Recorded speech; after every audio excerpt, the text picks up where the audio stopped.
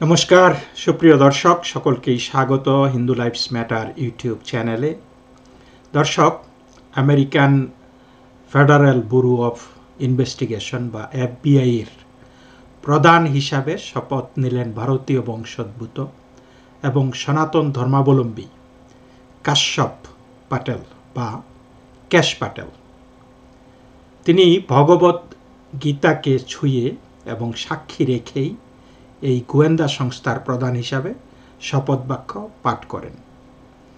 তাৎপর্যপূর্ণভাবে বিশ্বের অন্যতম গোয়েন্দা সংস্থাগুলির মধ্যে একটি আমেরিকার FBI, আর সেই সংস্থার প্রধান হিসাবে নিযুক্ত হলেন প্রথম কোনো ভারতীয় বংশোদ্ভূত।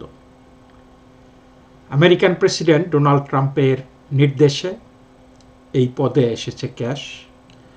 ডোনাল্ড ট্রাম্পের ভরসার মানুষগুলির মধ্যে একজন হলেন ক্যাশ পাটেল। তিনি আমেরিকান নির্বাচনের সময় একেবারে তৃণমূল স্তরে কাজ করেছেন। ট্রাম্পের প্রথম আমলেও ছোট পদে তিনি ঢুকেছিলেন, তারপরে 4 বছর পরে মোটামুটি তার যেই ঈর্ষান্বিত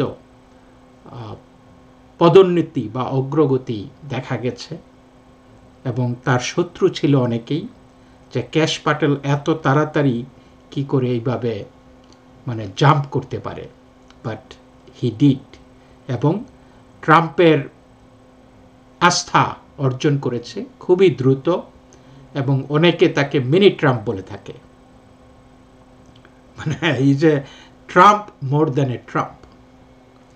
প্রেসিডেন্ট পদে বসার পরেই FBI এর প্রধান হিসাবে এইবার দ্বিতীয় মেয়াদে প্রেসিডেন্ট হবার পরেই ডোনাল্ড ট্রাম্প FBI পদে ক্যাশ পাটেলকে মনোনয়ন দেন। হোয়াইট হাউসে তার শপথের অনুষ্ঠান করা হয় গত বৃহস্পতিবার। আমেরিকার অ্যাটর্নি জেনারেল পাম বন্ডি গোটা অনুষ্ঠানের দায়িত্বে ছিলেন এবং ক্যাশ পাটেলকে শপথ বাক্য পাঠ করান। ওই অনুষ্ঠানে উপস্থিত ছিলেন প্রেসিডেন্ট ডোনাল্ড ট্রাম্প নিজে। আর সেই অনুষ্ঠানেই ক্যাশ পাটেল শ্রীমদ্ ভগবত গীতার ওপর হাত রেখে শপথ নিয়েছেন। আপনারা সেটা ভিডিওতে দেখছেন।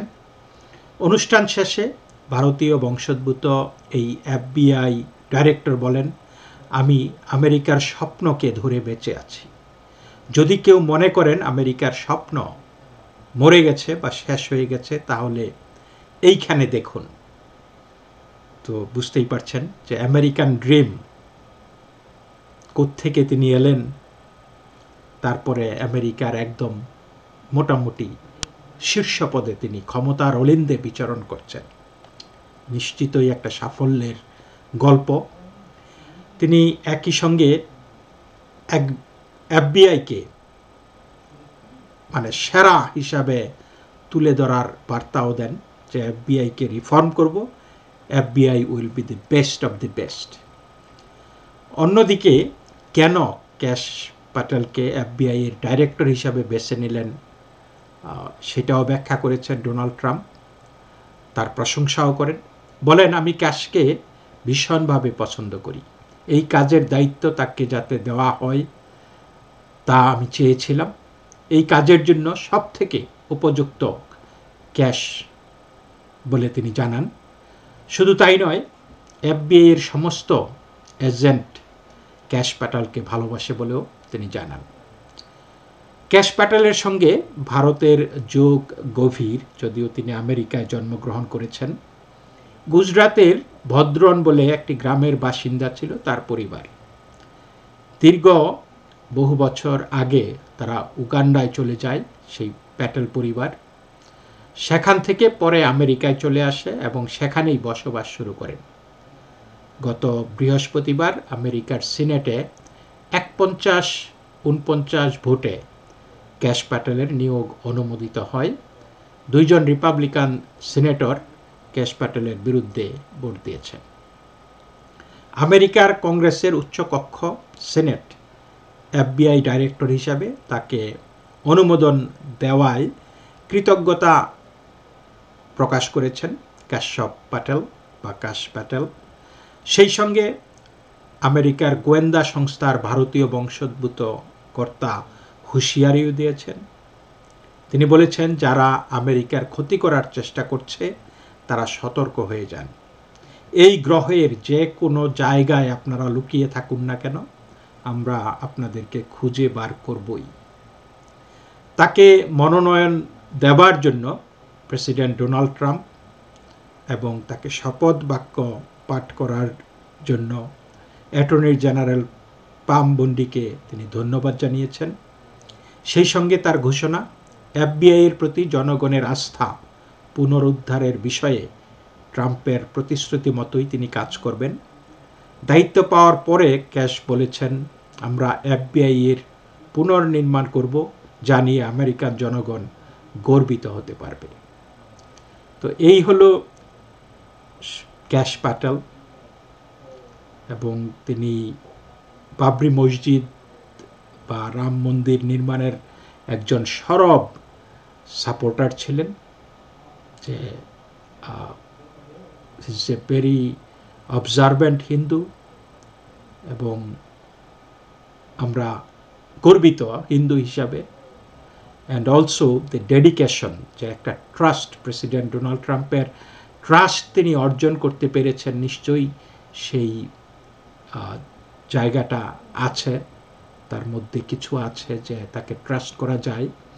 এবং তার একটা জিনিস লক্ষ্য করবেন যে ক্যাশ প্যাটেল সবসময় লাল তাগা পরে থাকেন, সুতরাং তিনি যেইখানেই গেছেন ধর্ম থেকে বিচ্যুত হননি।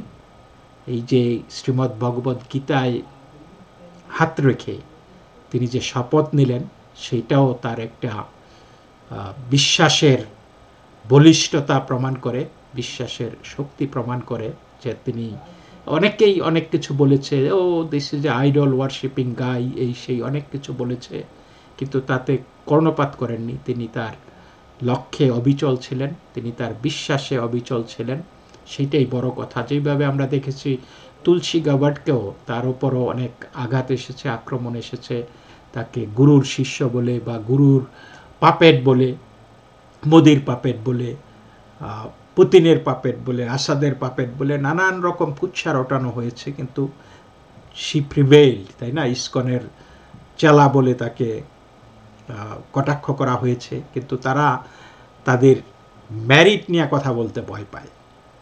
তারা তাদেরকে আক্রমণ করে, কিন্তু তাদের যোগ্যতাকে মানে যোগ্যতা নিয়ে কোনো কথা বলে না। জিনিসগুলা এই একটা পেটি আক্রমণ আমরা যে দেখি আর কি, বিশেষ করে লিবারেলরা, তারা তো হিন্দুদেরকে দেখতেই পারে না।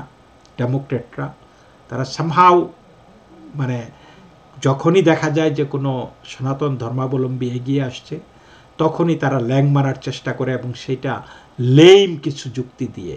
তাদের যোগ্যতা নিয়ে কথা বলবে না, কিন্তু তাদেরকে বলবে নানান ইনিয়ে বিনিয়ে সেই ধর্মের ওপর আক্রমণটা হয়। কিন্তু সেই আক্রমণ যে খুব বেশি দিন করা যায় না, চলে না, মানুষ যে সেগুলো খায় না, এইবার কিন্তু ডেমোক্রেটরা হারে হারে টের পেয়েছে। তো দর্শক, এই পর্যন্তই। সকলেই ভালো থাকবেন। নমস্কার।